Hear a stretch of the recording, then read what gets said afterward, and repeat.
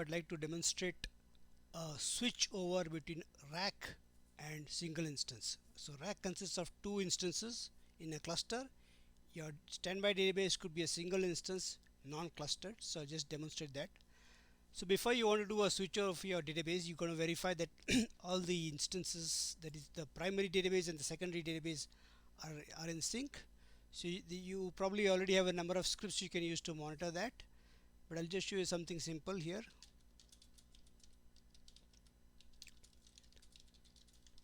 So I'm issuing alter system archive log from the first instance of the RAC primary database, and you can see that the standby notes that it is doing recovery.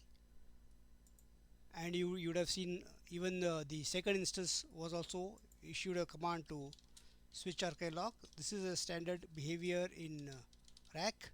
If one instance goes ahead of the other in terms of archive logging, it will kick off an archive log on the second instance also, so that it will never fall behind. I'll just show that again. I'm issuing issuing an alter system archive log from the first instance, and then you can see even the second instance also did a archive log. So now we presume that the databases are in sync. There are many other scripts you can use to monitor the database status, the archive log status. I'm not going to go into those scripts, and I'm just going to show you how you're going to do a switchover. On my blog post, I have already listed a number of dgmgrl commands. So I'm not going to go through all the commands, but I'll show you a few of those commands here. So this is my session in the standby server where I'm going to invoke dgmgrl.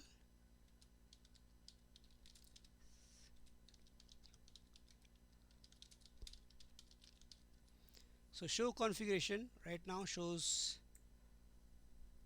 the configuration name is RACDB DG. RACDB is a primary and STDBI is physical standby. So STDBI1 is the one that's running here on the standby. Okay. So if, for example, you can see me log name destination naming convention also shows it's STDBY, and these are the two RAC instances which are on ASM in grid infrastructure. In my standby, it is on file system. You do not have to use ASM. If your target standby is single instance, it can also be a file system. So I'll just show you a few commands here.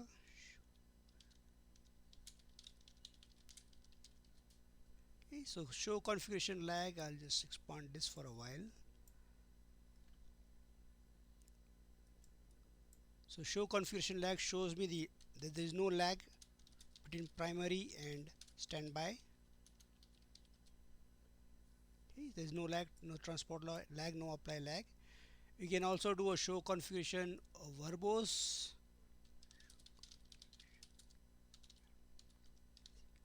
Sorry, I'll just move this up. Show configuration verbose. So you can see detailed configuration of what is the setup for your fast start failover. If you have configured fast start failover and any other parameters you have set up, you can show the databases also. So RACDB is the primary. So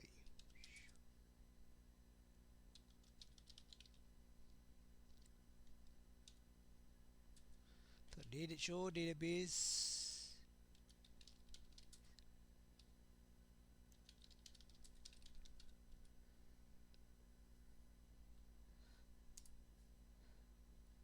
So you will see a warning about some properties if you have not configured everything properly, but you can see the database configuration is its RAC transport from the RAC database is on, and there are two instances. So similarly, you can do a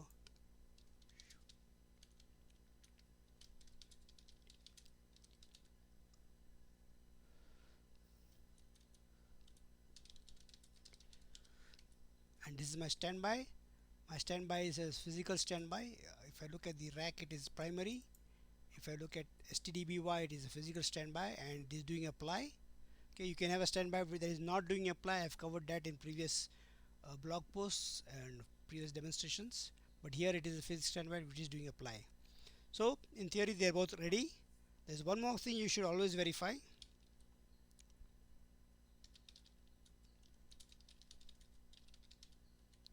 Okay, validate that the database is ready to do a switchover.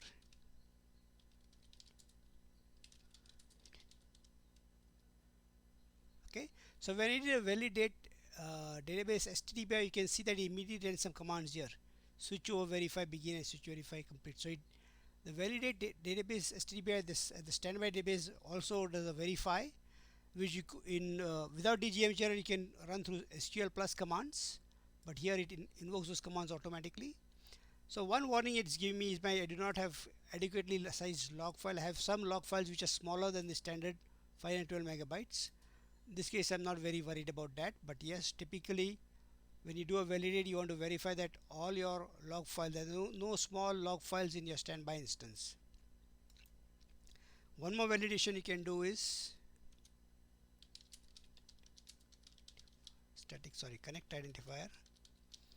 Connect identifier is how you would have defined the connection between the primary and the standby. So you're going to validate that as well, because when you do a switchover, it's going to use the connect identifier. So here it's saying RACDB is in clusterware, and it will be able to do a restart. Let me do that for the standby. And yes, standby is not clusterware, right? It's not configured as a cluster, but yes, it is allowed, so it will allow me to do a switchover. Okay, so just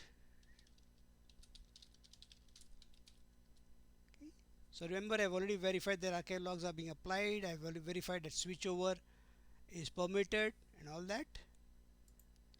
So now I'm going to do a okay. So one question you might ask is, why did it do a switchover verify here and RAC 2 and standby and not on RAC 1? Because my connect string is to the scan listener for the RAC database, so it will connect to any one of the two RAC instances. So the switchover verify that I did when I did a validate database and a validated database standby is at either of the RAC databases. It doesn't matter because I'm using the scan listener. So the switchover verify was done. Again, here is giving me a warning message, which I will ignore for the time being, but it's saying that my target standby database does not have a configured definition for the when it becomes a primary where it will write log destination 22. So now I'm going to do a switchover.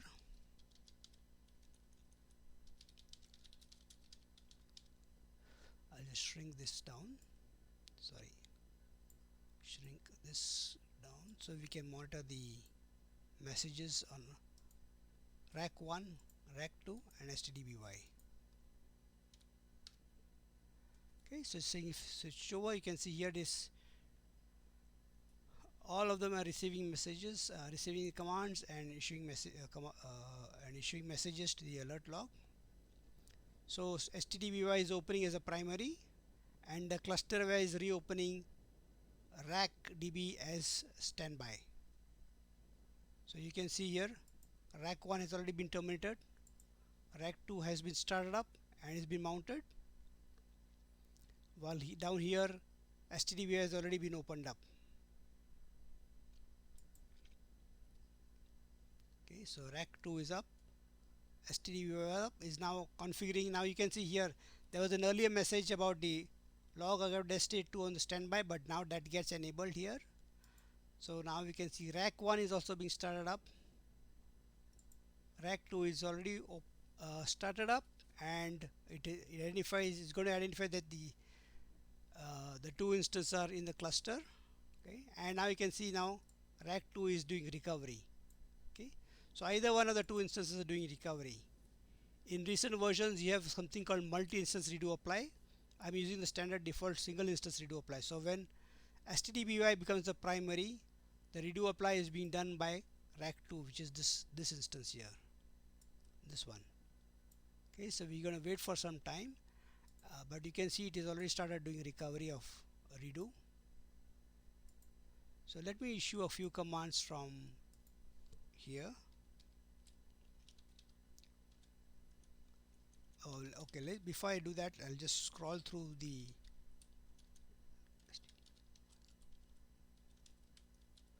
go down to the bottom and then just scroll up. So these are messages that can be ignored because it's trying to connect. Let me just, okay, so this is the switchover verify. So there, when I issued a switchover, it again does a switchover verify also. This was the manual verify that I did, but another verify is done. It sets the file server as RAC-CV, because RAC-DB will now become a standby. Currently my standby is a physical standby, so that's going to reset the standby activation here. Okay, now it's because RAC1 or RAC2 has been shut down. It's saying okay, there's a disconnect. So now it has received the complete request. So although I issue the dgmgrl command from the standby server, you can see that here, the command goes over the network to the primary, and the primary issues this command to the standby database. So that is why when you configure dgmgrl, you should connect all the static identifiers properly, because it will connect between all the databases in your standby configuration. So it will connect to the primary, it will also connect to the standby. Both connections should be possible. So okay, now it's doing a switch over to primary of the standby. Then it's cancelled the recovery. Okay, that's fine. It cancels recovery because it's going to primary. Then here it's clearing all the logs if they've not been cleared already. Okay, so okay, let me just show you this one. So it has ended its role as a physical standby. This is something very important. When a switchover is done, it is a graceful switchover. So as part of a graceful switchover, the primary will send an end of redo stream marker in the archive logs, in the redo stream itself. So using that, the standby knows. Hold on, let me just check on something else in the others. Using the end of redo marker in the redo stream, it knows there's no more redo to be received, and it can change roles now. So now it has opened the database. Now it's no longer doing no longer a standby database, just open read write. Okay, so now these are all messages because it's going to look for RAC as the log archive destination number 2, and the RAC is saying it's still not completed. Switch over because now the RAC database is converting its role to a standby instead of primary. So finally we just keep scrolling here. Then once it's open, it also will open all pluggable databases, resetting the state of all pluggable databases as they were when they were on the primary. So this is the pluggable databases that open in read write mode. Okay, then these are just messages because at that time the old primaries and new standbys are not properly up yet, so there'll be a few connection failures for a while. So now I'll just go down to the end of this. So now it has configured, it has opened and it's configured itself. It has configured the destination. Let me look at one of these old primary new standby instances. Let's scroll up a bit. This is when it got restarted. Okay, so initially the database was up. Okay, so this was up, and then these are the archive logs that were happening when I was showing you verification. Then there's a switchover verify that was done, manual verify, then automatic verify that is done by dgmgrl, and then alter database switch over to standby. Like I told you earlier, dgmgrl will connect to either one of the two RAC instances because I'm using scan. So it connected to this instance and it should alter database switchover. This is the database level command, not instance level command.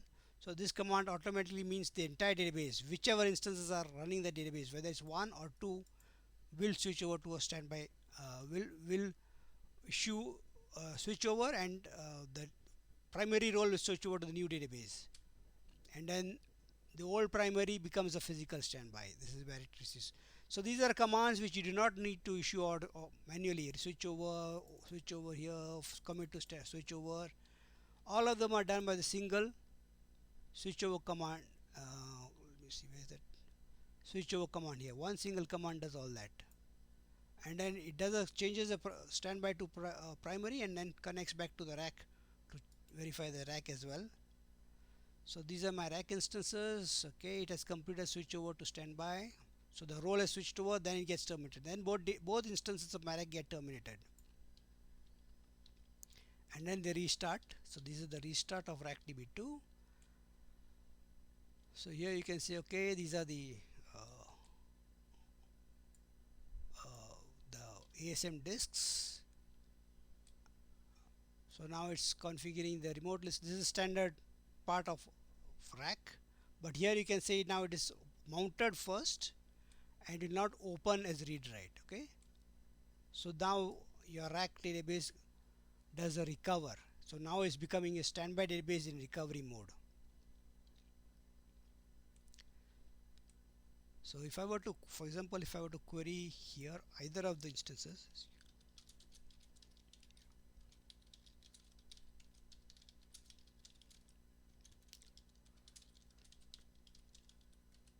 you can see it's physical standby, or I could query here, doesn't matter.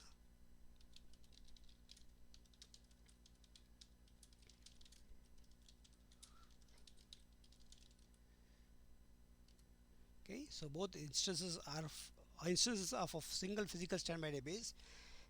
And if I query here on my standby, on what was the standby primary, on server name stdby,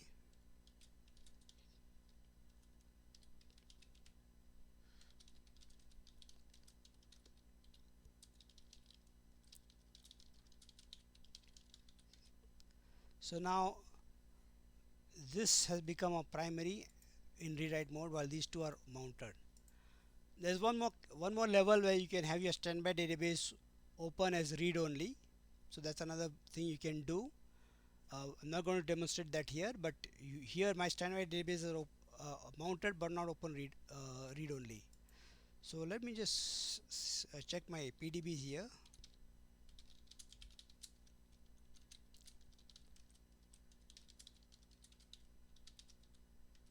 Okay, so I have a PDB1 here.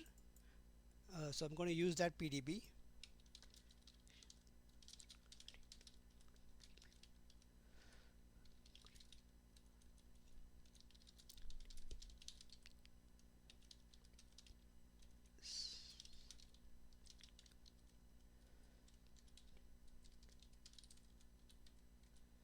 Sorry.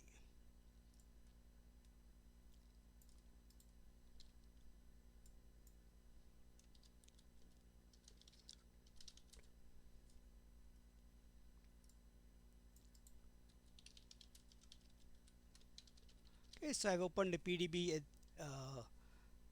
on server name stdby and inserted a record there. Now I'm just going to, okay, let me go back to the monitoring the alert logs here. You can see here this is not doing recovery. Rack 1 is not doing recovery. Rack 2 is doing recovery.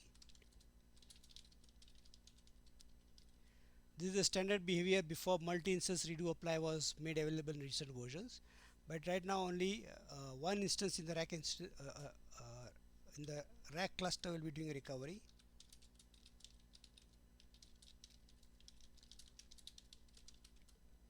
So here you can see when I did a alter system archive log current, recovery was at rack 2, not at rack 1.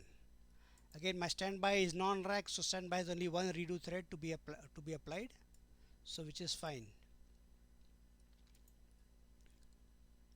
Let's do one more, and you can see another recovery, another archive log being recovered here. Okay, you can ignore these messages because my servers are not very large. So now my database on this host is the primary, right? So what if I want to switch back again? I can do that. I must reconnect to dgmgrl. Now I'm connected to dgmgrl locally. I can do it from either place. dgmgrl on the standby server itself.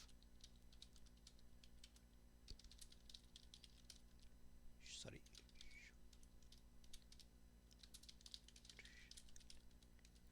Okay, so there is no lag. I could run all those verbose commands and all that. but I don't need to do that right now. I'll just do one more switch archive log current here. Okay, so okay, then but if I want, I can show.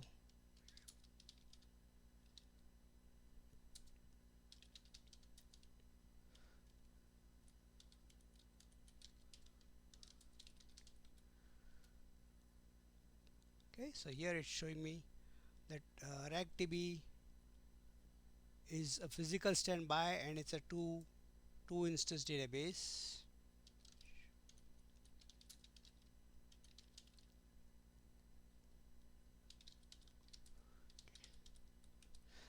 And database stdby is now a primary with transport mode on.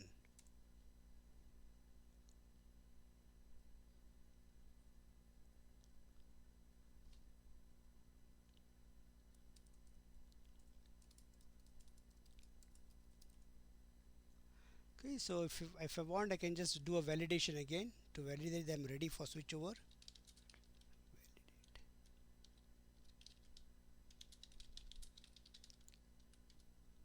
Okay, so validate again shows that it's done switchover verify. If I show here,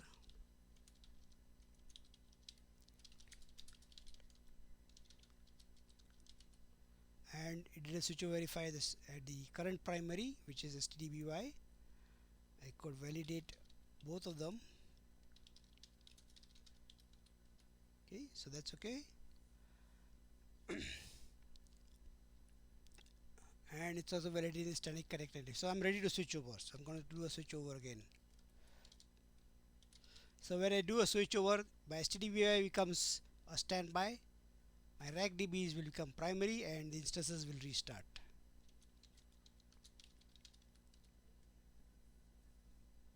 So you can see here it's ready to switch over to physical standby.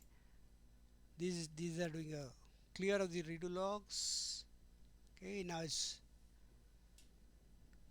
RACDB is opening and standby is reopening. Okay, so that's it. It's restarted the standby.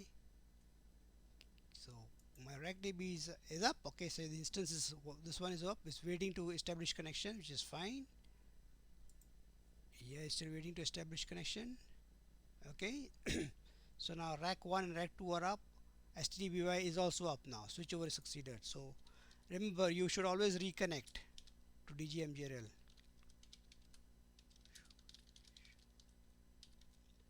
So now for my RACDB DG configuration, RACDB is primary and stdby is the physical standby. So if I were to just generate some archive logs from here,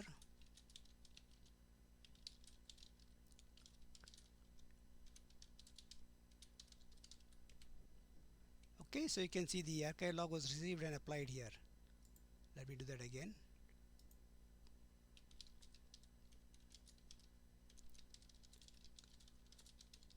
So RACDB is primary with RAC 1 and RAC 2 as the two instances, and when I do archive log from RAC 1 or RAC 2, it's received and applied at stdby. What about the data that I inserted when stdby was the primary?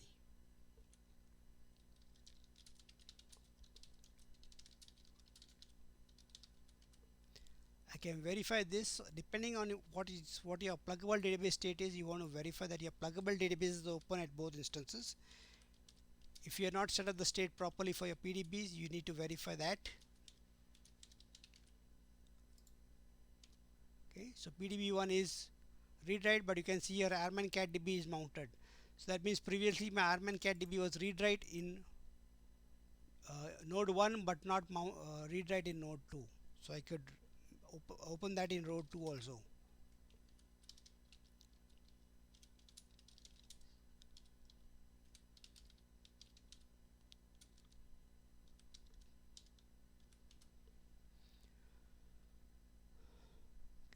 So whether you open, mount, close a pluggable database is a primary, it has no impact on the standby. You will not see anything in the standby alert log.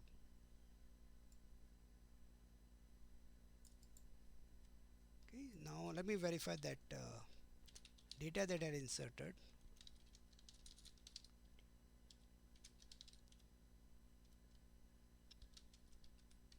So do you remember what is the command table name?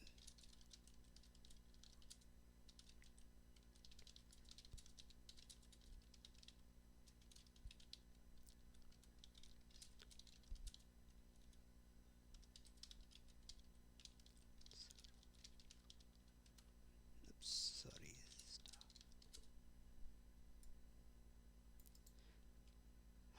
Why am I making mistakes? So this was the one row that I inserted when stdby was the primary here. Now I can view that row here. So that's how you do a switchover. But before you do a switchover, there are many other commands you can do to verify. You can do a validate database for both the primary and the standby. You can see the, you can do a show database verbose. Okay. You can also validate the connect strings. Okay, so here you can see validate the static connect identifier for RACDB and for stdby. So these are all validation. I have put them in my blog so you can use them to when the next time you run your DataGuard switchover. Remember, switchover is a graceful switchover between primary and standby. So there is no loss of data. If there is loss of data, that is a failover.